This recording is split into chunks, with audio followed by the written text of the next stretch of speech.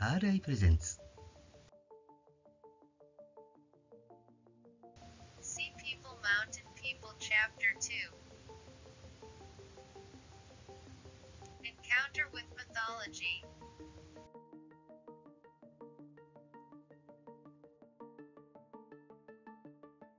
Previous overview. Tokapcup and the others heard yelling from outside in the room. Yukkekema went outside to see what was going on, but when he returned, his panic was extraordinary, and he felt that something was happening.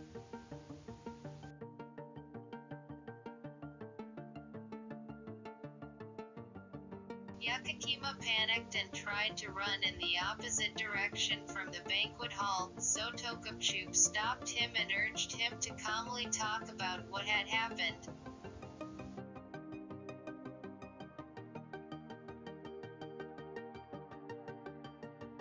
Then he regained his composure and looked down a little, a look of embarrassment, but he still held her hand. I wonder if he's still a little confused. When he calmed down, he began to explain the situation he had seen. When he arrived at the banquet hall, there were many people, each with swords and spears, surrounding the banquet hall.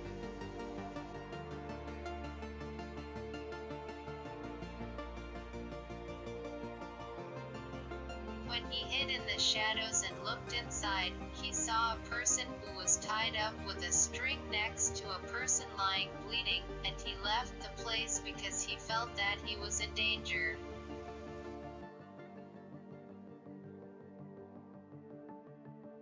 When Tokapcup asked him how my father was doing, he said he hadn't seen it, and then added that it wasn't her father who had fallen.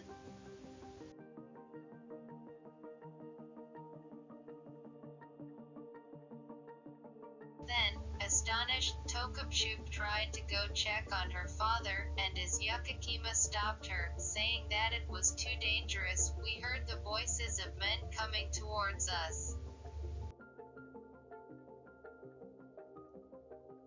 Noticing the voice, Yukkekema pulled her hand and hurriedly left the place, hiding in the shadows a short distance away.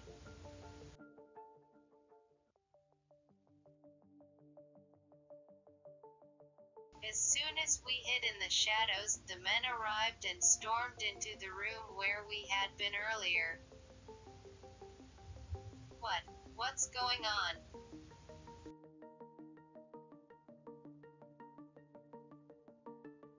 But they quickly came out of the room, discussed something, and then dispersed in all directions. Surely.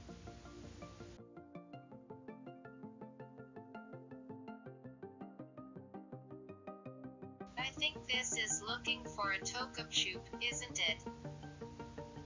It could be dangerous. The moment the men went in all directions, Yukkekema's reaction was quick. He quickly covered Tokapcup's body to cover it, and when the men were out of sight, he lowered himself and went to check his surroundings.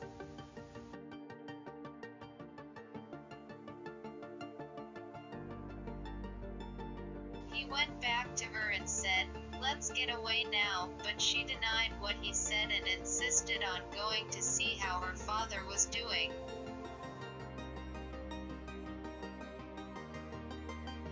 He seemed to accept her wishes, nodded slightly, and lowered himself again to check his surroundings as he led her towards the banquet hall.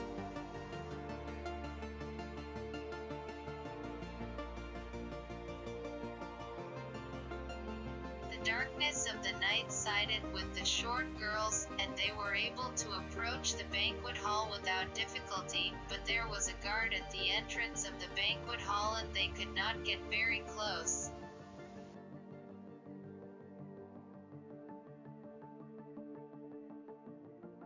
So we went out of the coden and looked at the banquet hall from a little distance, and it seemed that it could be easily approached from the back of the house, so we slowly headed for the back of the house.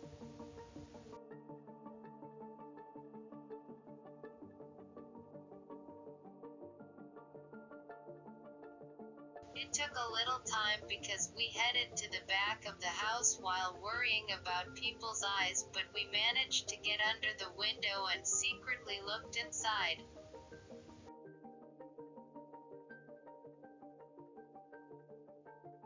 Then, in the room, several men were watching over the bound people, and I could see her father among the tied people.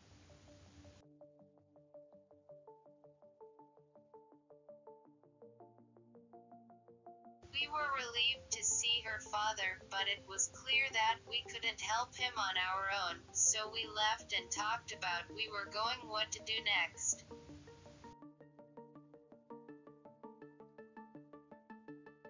After thinking about it for a moment, they came to the conclusion that the first thing to do was to hurry up and ask the nearest Kodan for help, and then ask the other Kodans to inform them of the situation.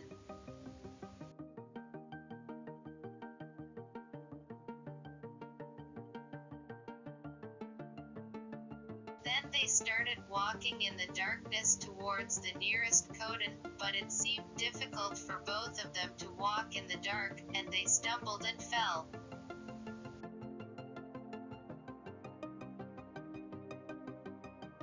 As they struggled to walk through the darkness, they heard a person talking from a short distance away, and they stopped and crouched down to hide.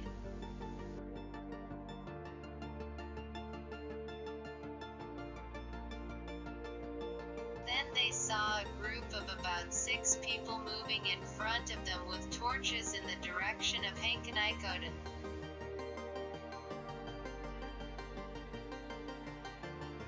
In the center of the group was a woman and a child who appeared to be her child, and it looked as if the men were escorting them.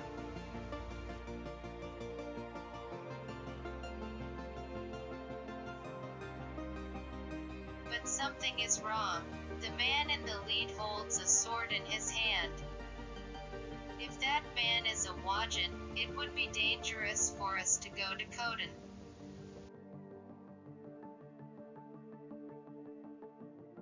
Yukkekema seemed to feel the same way, and as the group passed by, he said, "Let's go back to Palakodan," and started walking, holding Tokapcup's hand.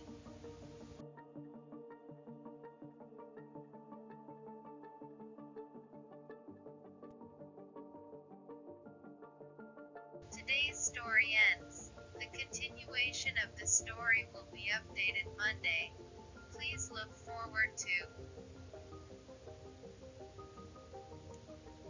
If you like, please subscribe to the channel.